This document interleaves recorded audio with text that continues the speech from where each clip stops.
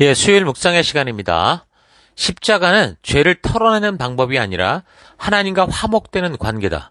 십자가는 죄를 털어내는 방법이 아니라 하나님과 화목되는 관계다. 자, 이런 제목으로 계속 묵상하겠습니다. 자, 이번 주간은 좀 내용이 중요해서 좀 길게 지금 말씀이 전해지고 있는데 차분히 좀 들으시고 또 우리가 확실하게 믿음에 온전히 설 수 있는 기회가 될 수 있기를 바랍니다.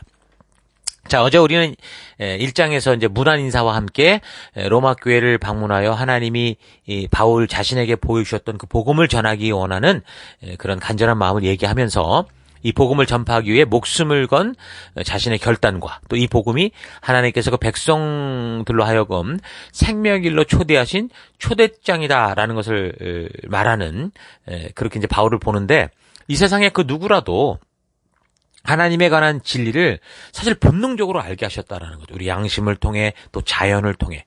그러니까 하나님께서는 하나님을 알 수 있는 그런 분명한 이런 계시들을 온 만물 속에 두셨기 때문에 하나님이 창조하신 이 자연 속을 살아가고 그 자연을 보며 살아온 사람들이라면 그리고 우리가 어떤 실수를 통해서든 우리의 양심의 소리를 들었던 사람이라면 그 누구도 하나님을 모른다고 핑계할 수 없는 다시 말해서 분명한 하나님의 초대, 회개하라 천국에 가까웠다.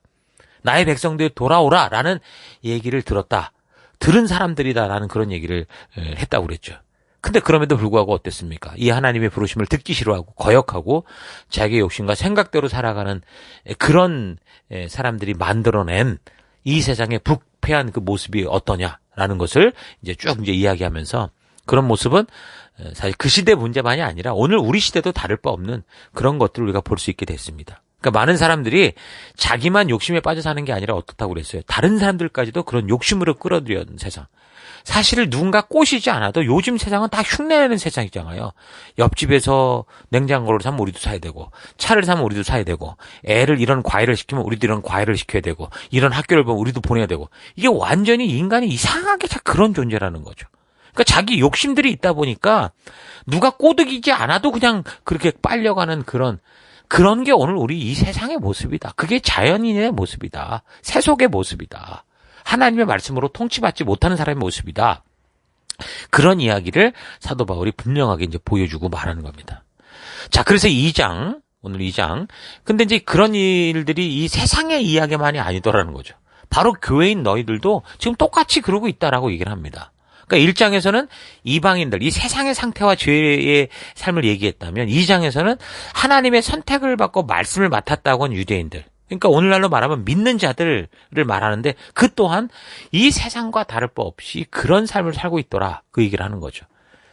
우리가 교회 안에 있다고 괜찮은 게 아니라 우리가 행하는 삶에 따라 그래서 심판을 받을 거다. 그런 얘기를 합니다. 2장 1절.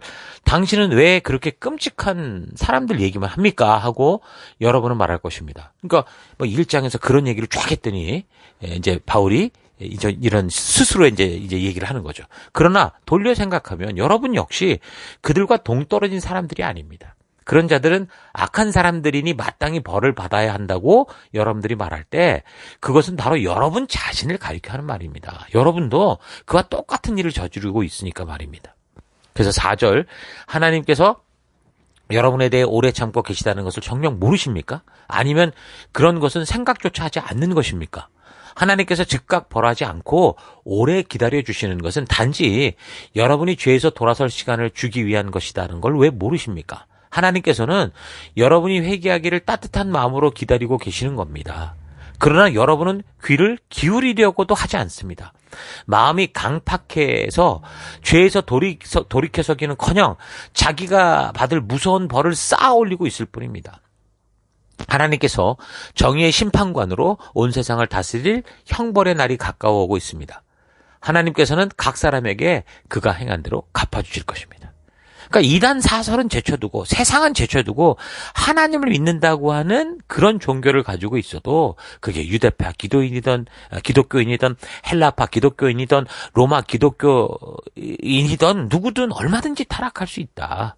그러니까 하나님의 부르심을 받았다는 유대교도 타락할 수 있고 가톨릭도 타락할 수 있고 기독교도 타락할 수 있다. 그러니까 종교를 가지고 되는 게 아니다. 그 소위 기독교 정통, 기독교 안에서 정통이라고 하는 이 정통도 정통으로 잘못될 수 있다고 얘기를 하는 겁니다. 그래서 유대인이나 이방인이나 종교를 가지고 있다고 할지라도 우리가 얼마든지 잘못될 수 있다라는 그런 전제를 얘기를 하죠. 그래서 하나님을 거절했던 사람들은 하나님을 알게 하고 하나님의 뜻에 따라 외치는 저들의 양심의 소리를 외면한, 이 만물을 보고도 하나님의 그 구체적인 부름을 외면한 것으로 인해 벌을 받을 거고, 지금 하나님을 믿노라 하면서 하나님의 뜻을 안다고 이렇게 떠들이는 사람들은 하나님의 뜻을 안다고 하면서도 그 말씀대로 행하지 않는 것에 대해서, 무엇이 올바른 길인 줄 알면서도 행하지 않는, 순종하지 않은 그거에 대해서 벌을 받을 거다, 그렇게 얘기를 하는 거죠. 왜 이런 소리를 하냐면 유대인들은 하나님께서 율법을 자기들에게만 주셨기 때문에 자기들과 하나님과의 관계는 아무 문제가 없고 자기들은 하나님의 특별한 친구라고 자랑하는 식의 그런 삶을 살고 있었기 때문이죠. 2장 18절. 그는 하나님께서 원하시는 것이 무엇인지 다 알고 있다고 자신합니다. 또 어릴 때부터 하나님의 율법을 배웠기 때문에 옳고 그른 것을 가려낼 줄 알고 그 중에서도 자신은 옳은 것만을 좋아하고 있다, 자랑합니다. 그러니까 유대인들 얘기하는 거죠. 그러니까 다시 말하면 어쨌든 뭐 오늘날 모태신앙이 됐던 교회 안에서 이제 믿음 안에 있다고 하는 사람들 얘기를 하는 겁니다. 그러나 할례를 받고 율법을 안오라 하면서도 하나님의 뜻을 지키지 않는다면 어떻다는 거예요. 할례를 받지 않았지만 정말 하나님의 말씀대로 살아가는 사람보다 못한 사람이 아니냐. 25절 그렇게 얘기합니다. 25절부터 만일 하나님의 율법을 지킨다면 유대인이라는 것이 어느 정도 가치가 있겠지만 지키지 않는다면 이방인들보다 나을 게 없습니다. 비록 이방인일지라도 하나님의 율법을 잘 지킨다면 하나님께서는 유대인에게 주려고 계획하신 모든 권리와 명예를 그들에게 주실 것입니다. 중요한 얘기죠. 27절. 사실 그런 이방인은 하나님에 대해 많은 것을 알면서도 율법을 지키지 않는 유대인보다 훨씬 나은 사람입니다. 그러므로 유대인 부모에게서 태어났다든가 유대인이 받는 할례를 받았다는 것만으로 우리가 참 유대인이다 할 수 없습니다. 그러니까 우리가 구원받은 자라 말할 수 없다라는 거죠. 그러니까 하나님의 선민, 선택받은 유일한 민족 유대인이라고 칭하면서도 하나님을 버젓이 정통으로 거절할 수 있다라는 거예요. 그러니까 참된 믿음은 실력이나 신분이나 종교로서가 아니라 하나님께서 그 백성들이 살 바를 알게 해주신 말씀대로 살아가는 게 굉장히 중요하다는 걸 알아야 돼요. 택함을 받았다 아니다 하는 그런 타이틀이 아니에요. 하나님의 말씀대로 하나님의 의도를 따라 살아가는 바로 그 사람들이 진정한 하나님의 자녀가 되는 거야. 그걸 말하는 거죠.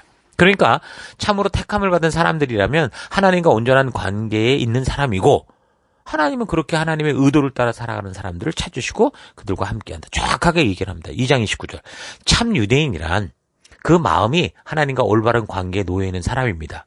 하나님께서는 표면적으로 할례를 받아 몸의 일부를 잘라낸 사람을 찾으시는 게 아니라 마음과 생각이 완전히 변화된 사람을 찾으십니다. 그의 생활이 변화된 사람이야말로 비록 사람들에게는 칭찬받지 못한다 해도 하나님의 칭찬을 받게 됩니다.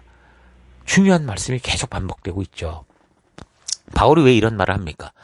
말씀의 진정한 의도를 따라 살지도 않는 유대인들이 그리스도인, 그러니까 이 교인들이 그렇게 자신들은 아브라함의 후손이고 그래서 선택받은 특별한 존재라고 주장하고 있기 때문이고, 그래서 유대 기독교인들 중에 몇몇은요 그런 자신을 따라가려면 하나님이 아브라함에게 명한 할례를 받아야 된다, 또 그의 백성에게 주신 율법의 조항들을 다 지켜야 된다, 이런 식으로 주장하는 할례파 그런 율법주의들이 있었다라는 거죠.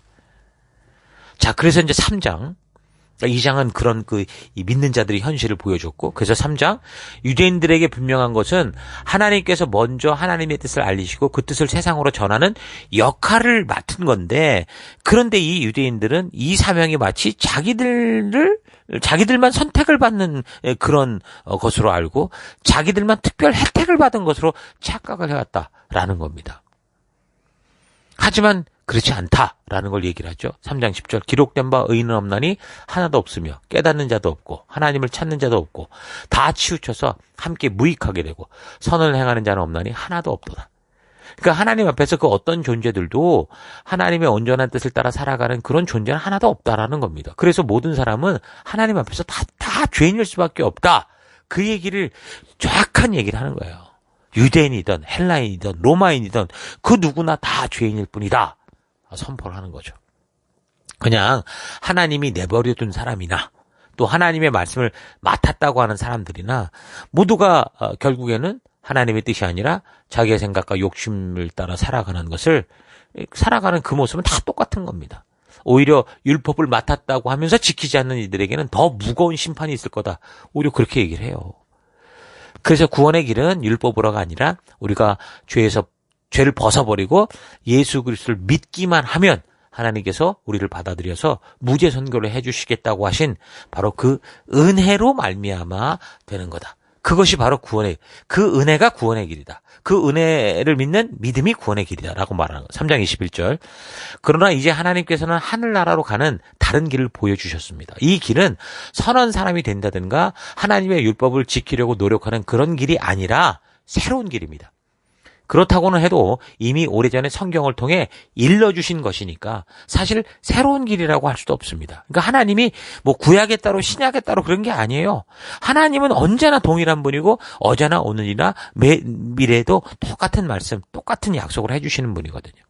그래서 계속해서 그 길은 만일 우리가 죄를 벗어버리고 예수 그리스도를 믿기만 하면 하나님께서 우리를 받아들여 무죄 선고를 해주시겠다고 하신 바로 그 말씀입니다. 누구를 막론하고 그의 과거가 어떻든지 예수 그리스도께 나아가기만 하면 우리는 모두 구원을 받습니다. 그러니까 유대인이다 헬라인이다 싸울 게 아니라 오직 한 길, 하나님께서 열어놓으신 그 길, 하나님의 약속, 하나님의 언약, 하나님의 결단. 그러니까 예수가 그리스도의 짐을 믿고 그 생명의 길로 나아가야 구원을 받는다고 하는 이 복음의 핵심을 말하는 거죠. 그래서 3장 23절 그렇습니다. 비록 모든 사람이 죄를 범하고 하나님의 영광스러운 이상과는 먼 거리에 있을지라도 만일 예수 그리스도를 믿기만 하면 하나님께서는 우리를 죄 없다고 선고해 주십니다. 예수 그리스도께서 은총으로 값없이 우리 죄를 없애주셨기 때문입니다.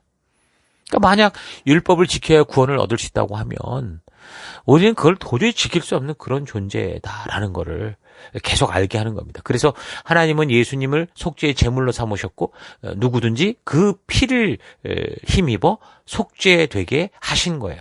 그러니까 하나님만이 해결할 수 있는 하나님의 방법을 예수 그리스도의 십자가를 통해 이루셨다는 거예요. 그래서 우리가 의롭게 되는 것은 율법의 행위가 아니라 오직 하나님께서 우리를 위해 베푸신 그 놀라운 사랑, 예수가 바로 그런 그리스도가 되신다라는 걸 믿음으로 의롭다함을 얻게 된다라는 겁니다. 유대인이든 이방인이든 서로 얼마나 종교적인지 자랑하고 뭐 우리가 얼마나 우러운지 네가 뭐 더 거룩한지 내가 거룩한지 이런 싸움할 필요가 없다라는 거죠. 자, 이렇게 3장에서 바울은 분명한 구원의 길을 제시하면서 이제 그 구원으로 들어가는 다른 게 아니라 하나님이 준비하고 보내신 예수를 그리스도로 믿는 믿음이다라는 이 사실을. 그러니까 계속 로마서는 복음의 핵심을 계속 알게 합니다. 분명하게 정의해서 이신득이죠, 결국. 그런 얘기를 하고 있습니다. 그래서 이제 4장에서 계속해서 그럼 그 믿음이 도대체 뭐냐라는 걸 설명하죠. 그러니까 우리의 출신이나 행위가 아니라 오직 믿음으로 말미암은 칭의에 대해서 이제 말을 하는데 그 확실한 예로 유대인들 그 어느 누구도 부정할 수 없는 그 딱 예시가 되는 어떤 하나의 사람을 택하는데 그게 바로 이제 그들의 조상이라고 부르는 아브라함입니다. 아브라함부터 시작한 나라가 이스라엘이니까.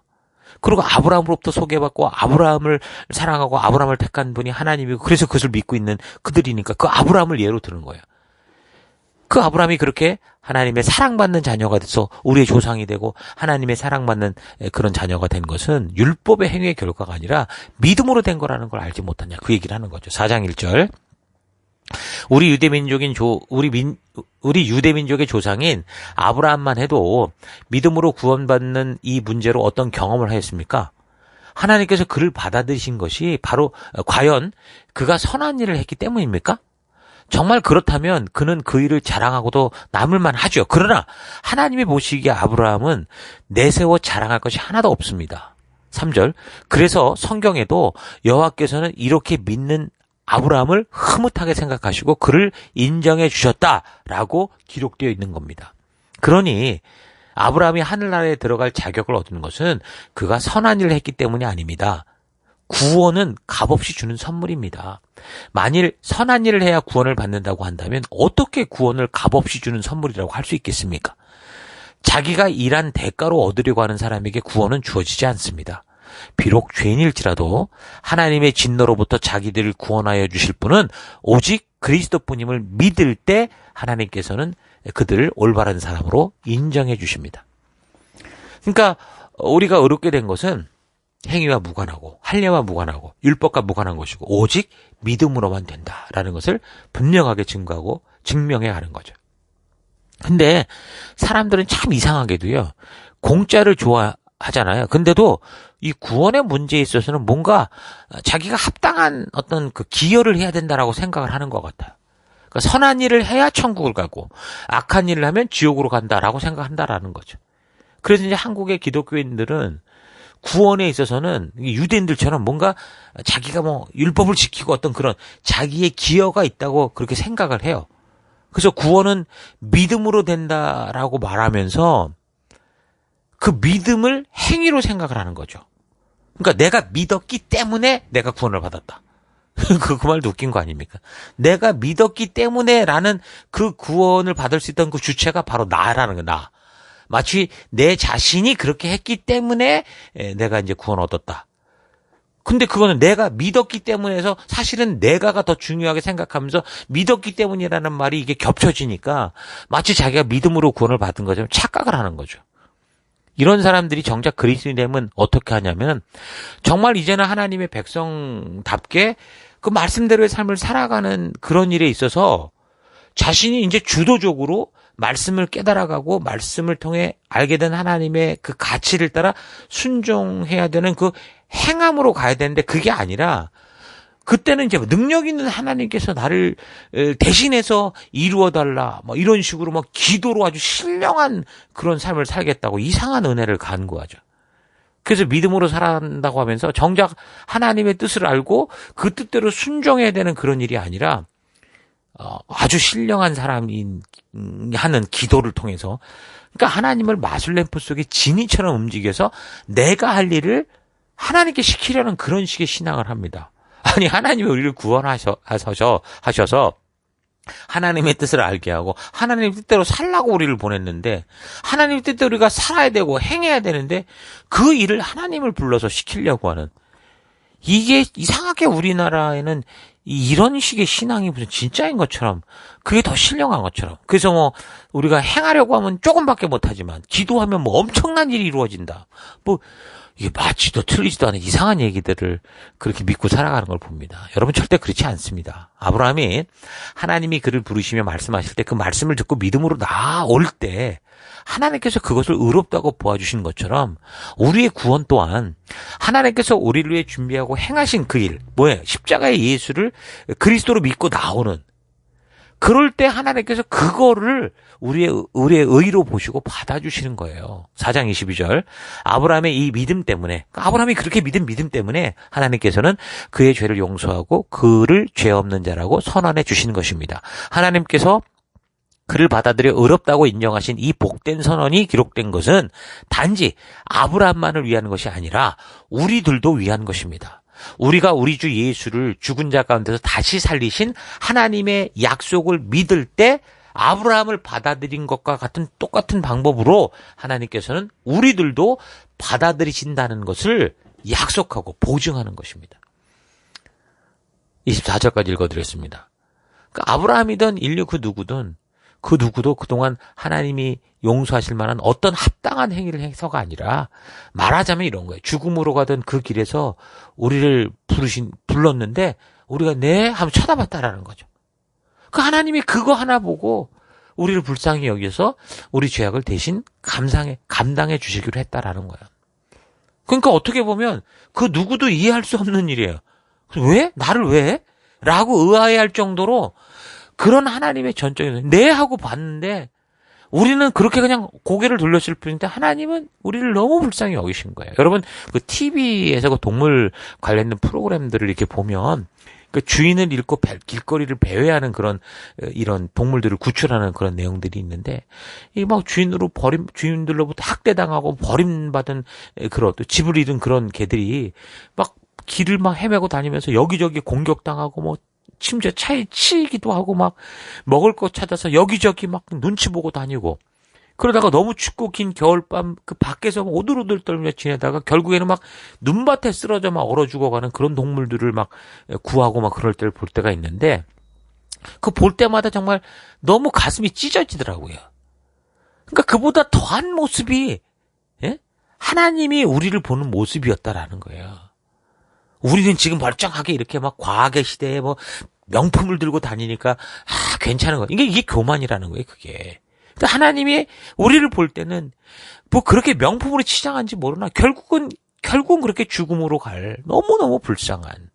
여러분 생각해 보십시오. 내 자녀가 길을 잃고 거리를 방황하고 배회하다가 여기저기서 맞고 피 흘리고 그러다가 추운 겨울 눈밭에 쓰러져서 오돌오돌 떨면서 죽어가고 있다고 생각을 해보십시오. 그걸 바라보는 부모가 어떻겠습니까? 하나님의 마음이 그거라는 거예요. 또 하나 예를 또 말씀드리면 그 6.25 전쟁 막바지 1.4.5태 때 그 겨울에 너무 추울 때 그런 일이 벌어졌었잖아요. 우리 전쟁, 우리 역사 속에. 어느 미군이 이제 그 마지막 주둔지를 철수를 막 하는 중에 다리 밑에서 아기의 처절한 울음소리를 듣게 된 거예요. 그래서 내려가 보니까 그 추운 겨울에 이 벌거벗은 여자 하나가 웅크려 있더라는 거죠. 가보니까 이제 갓 태어난 지 얼마 안 되는 그 자기 그 애를 살리려고 그 여자가 그 엄마겠죠. 옷을 다 벗어가지고 애를 감싸놓고 그 웅크려 안고 보호하다가 결국 그렇게 얼어 죽어 있는 걸 본 거예요. 다행히도 그 어머니의 그 희생으로 그 애가 그때까지 죽지 않고 울다가 그 미군이 본 거죠. 그래서 참 처절한 마음으로 그 여인을 묻어주고 그 아기를 구해서 이제 양자로 삼아서 키우게 된 그런 얘기를 들은 적이 있는데 정말 이 얘기 들으면서 많이 울었습니다. 그러니까 자녀의 생명을 구해내는 거에 있어서 부모가 뭘 마다하겠습니까? 그러니까 하나님의 사랑이 바로 이런 사랑이었다라는 거예요. 이 아기가 뭘 이해할 수 있겠습니까? 그저 죽어갈 운명이었을 뿐이잖아요. 그 어머니의 옷을 다 벗어주고 벌거벗은 모습으로 죽어가는 그 희생으로 살아난 거 아닙니까? 그 예수님의 십자가 죽음이 바로 그런 희생이었다라는 거예요. 4장 25절 우리 주 예수께서는 우리 죄를 대신하여 죽으셨으며 우리가 하나님과 올바른 관계를 맺게 해주려고 다시 살아나셨습니다. 그러니까 예수님께서 그렇게 십자가에 죽으신 것은 마치 이 세상에서 잘 살아가는 것 같지만 결국 영원한 지옥으로 떨어질 우리이기 때문에 우리가 이런 상황이 어떤 상황인지도 모르고 마치 내 스스로 잘 사는 것처럼 착각하고 교만하게 살아갈 그때 영원한 생명의 주인 되신 하나님께서 우리를 인도하여 그 생명의 선을 잡아줄 수 있도록 하기 위해서 예수님이 죽어가는 너를 위해 당신의 옷을 다 벗어서 우리를 감싸 안고 그렇게 죽어주셨다라는 거예요. 우리가 죄인일 때, 우리가 스스로 자기 잘났다고 교만을 떨고 살 때, 그때 예수님이 먼저 우리의 헐벗고 굶주린 이 영혼들, 영원한 죽음으로 휩쓸려가는 우리를 붙잡고 당신의 옷을 벗어 감싸주시고 그렇게 죽으셨다라는 거예요. 그래서 이 사실을 믿는 믿음이 우리를 구원으로 인도하는 거다라고 말하는 겁니다. 그러니까 4장은 인간의 출신이나 신분, 실력이나 열심이 아니라 하나님의 그런 전적인 사랑과 은혜, 예수님의 그 모든 것을 희생하는 그 사랑으로 우리가 하나님의 자녀가 된 거다라는 이 사실. 이것도 복음이잖아요. 이게 복음이잖아요. 그 사실 4장에서 더 정확하게 또 얘기를 합니다. 자, 그래서 5장에는 그렇게 하나님의 전적인 사랑과 은혜로 의롭다함을 받은 이제 우리의 정체성을 말합니다. 1절. 이제 우리는 하나님의 약속을 믿고 그 믿음으로 하나님 보시기에 올바른 자라 인정을 받았으니 우리 주 예수 그리스도를 통해 하나님과 참다운 평화를 누릴 수 있게 되었습니다. 하나님과 화목하게 됐다라는 거죠. 우리는 그리스도를 믿음으로써 지금 우리가 서 있는 이 가장 높은 특권을 가진 자리에 오르는 은총을 받았습니다. 그리고 하나님께서 우리를 위해 행하실 모든 계획이 실제로 이루어져 나가는 것을 확신과 기쁨을 가지고 기다리고 있는 겁니다. 여러분, 구약의 제사 제도 중에 화목제라는 게 있었죠. 레위기 9장을 참고해 보면 대제사장이었던 아론이 처음 취임하는 제사를 드릴 때 백성을 위한 일단 속죄의 경우 이제 먼저 속죄제, 번제, 소제 이런 걸 드리고 그리고 이제 맨 나중에 보면 화목제를 드린 걸 볼 수 있습니다. 그 이유는 뭐냐면 그 의미는 뭐냐면 성도들이 먼저 속죄제를 통해 그러니까 하나님과 끊어진 이 관계를 이 죄악을 어떻게 하는 거예요? 회개를 통해 깨끗게 한 후 거기까지가 아니라 진짜 제사의 목적을 할 수 있는 하나님과의 화목한 관계로 동행할 수 있는 관계로 나아가게 하는 게 바로 그게 뭐예요? 그게 화목제예요. 그러니까 순서로 따지면 속죄, 예, 속죄제를 드리고, 그리고 이제 나중에는 화목제까지 가야 이게 뭐라는 거, 온전한 제사의 완성이라는 거죠. 그러니까 속죄제를 통해서 죄와 죄책감을 털어내는 거기까지 가는 게 아니라 죄로 말미암아 끊어져 버린 하나님과의 관계를 회복하고 그와 영원히 화목할 수 있는 하나님 주신 말씀의 가치를 따라 살아가는 그 자리까지 가는 거, 우리를 부르신 그 사명의 자리로 가서 그 말씀대로 살아가는 거, 그래서 더 이상 죄악의 길이 아니라 생명의 길로 나아가는 것까지가 진정한 제사였습니다. 그 화목제까지가.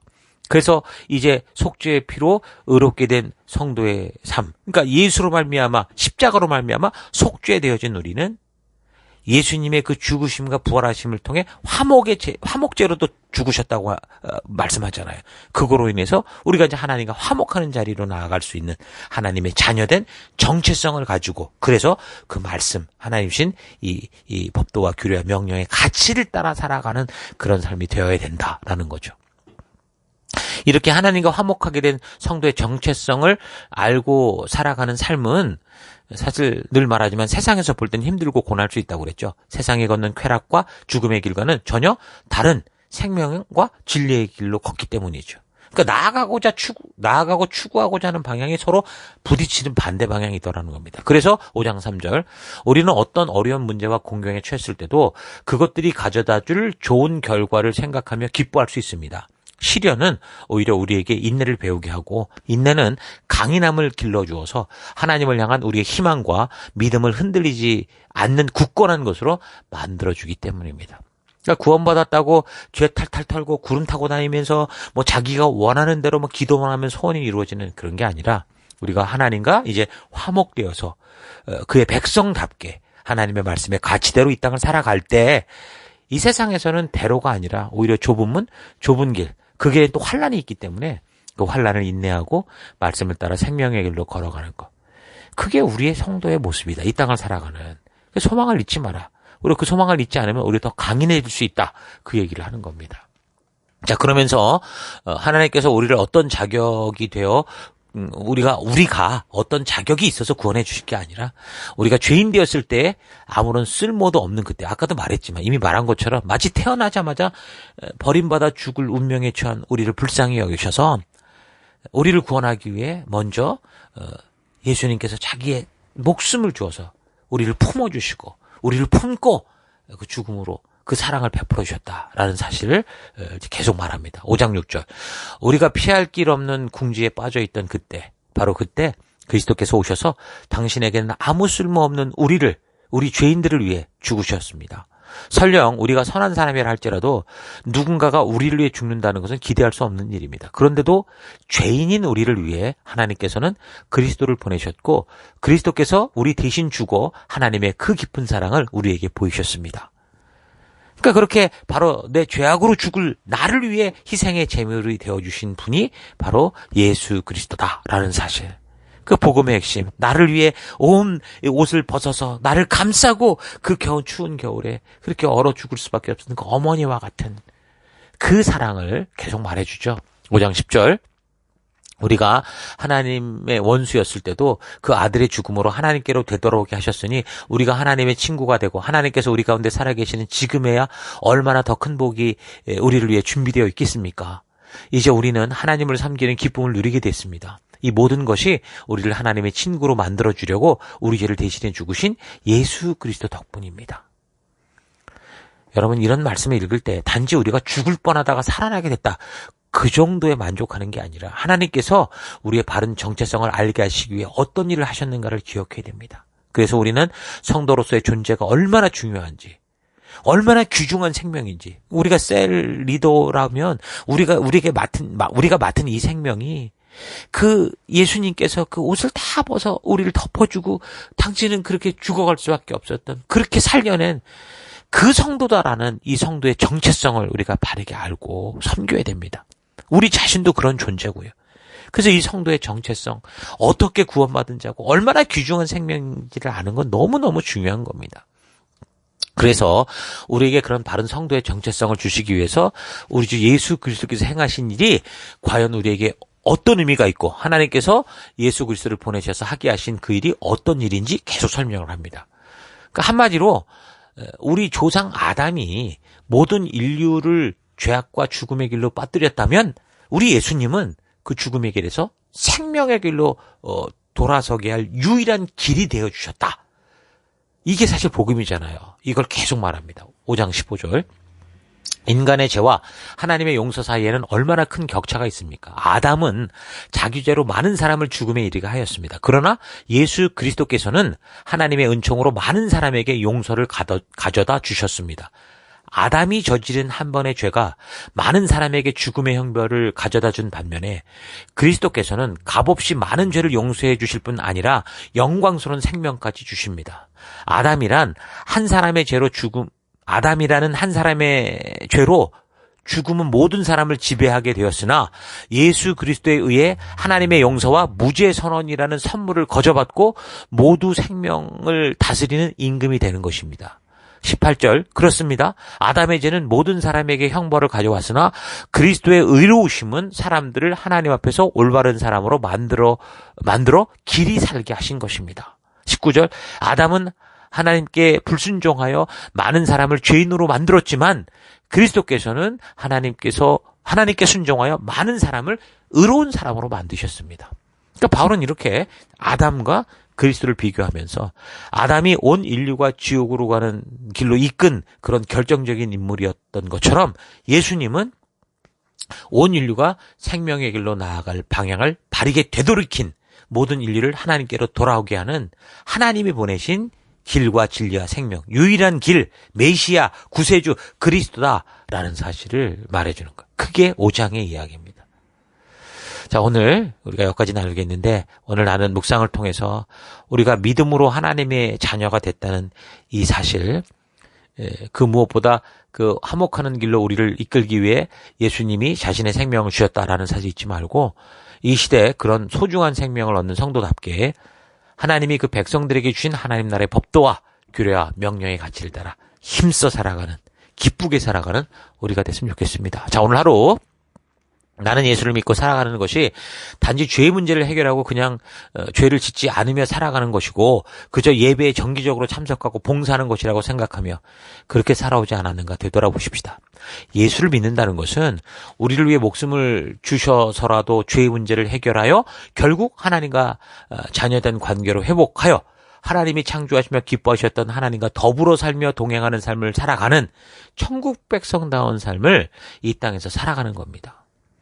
그 하나님의 백성다운 삶을 위해 하나님께서는 시내산에서 율법을 주셔서 하나님을 왕으로 믿는 왕의 자녀들이 이 죄악으로 더럽혀진 땅에서 거룩한 백성답게 살아갈 수 있는 방법과 그로 인해 축복을 누리며 주님 다시 오실 때까지 참된 빛과 소금 되어 온 열방의 주를 알게 하는 거룩한 제사장 나라로 살게 하신 겁니다.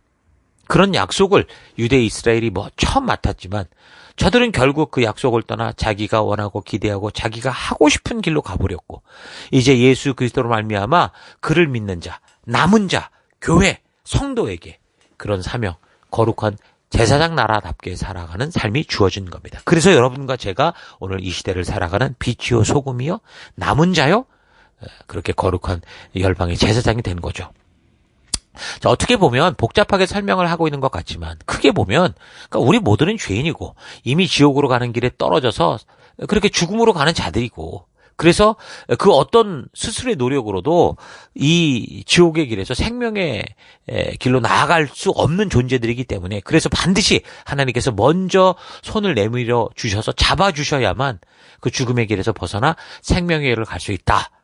이 분명한 사실 한 가지를 말하고 있는 겁니다.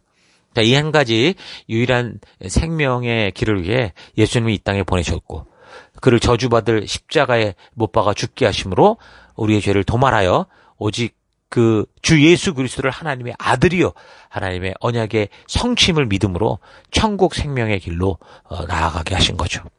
야, 이제 다른 길이 없다라는 거 잊지 마시고 오직 우리 주 예수 그리스도를 나의 구세주, 나의 주인으로 믿고 그 피를 통해 회개하며 우리 하나님께 나아가 주의 말씀을 따라 함께 동행하는 참된 화목의 자리까지 나아갈 수 있는 여러분들 되기를 축원합니다. 오늘 하루도 힘내십시오. 잠시 기도하겠습니다. 하나님, 하나님의 전적인 은혜로 말미암아 우리 주 예수를 믿음으로 하나님께 나아가는 길을 열어주셨는데 그 믿음조차 마치 내가 행한 것처럼 착각하여 믿음이라는 우리의 실력으로 하나님의 자녀가 되었다 하면서 정작 하나님의 백성답게 살아가야 하는 순종의 자리에서는 하나님의 힘을 은혜라는 명목으로 이용하며 살아온 것을 회개합니다. 구원은 오직 우리 주 예수 그리스도를 믿는 믿음으로만 되어진다라는 거 잊지 않고 또한 단지 죄를 털어내는 용도의 십자가가 아니라 하나님과 화목되게 하시려고 한 그 십자가의 죽음과 부활의 의미를 알고 내 모든 삶에서 하나님과 동행하며 그 말씀을 따라 살아가는 빛과 소금 된 삶 살기 원합니다.